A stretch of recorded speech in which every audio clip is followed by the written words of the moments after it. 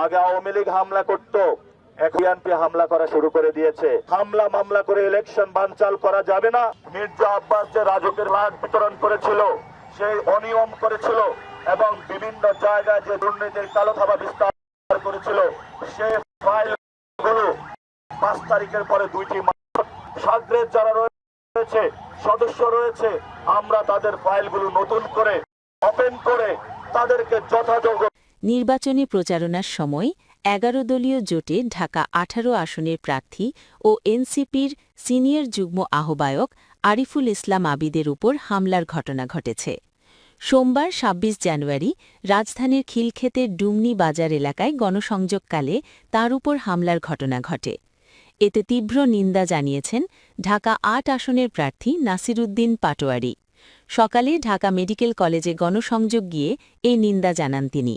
বলেন, আগে আওয়ামী লীগ হামলা করত, এখন বিএনপি হামলা করছে। কেউ যদি ভোট কেড়ে নিতে চায় সেক্ষেত্রে সর্বোচ্চ শক্তি প্রয়োগের কথাও জানান এনসিপির এই নেতা। বলেন, হামলা মামলা করে নির্বাচন ঠেকানো যাবে না।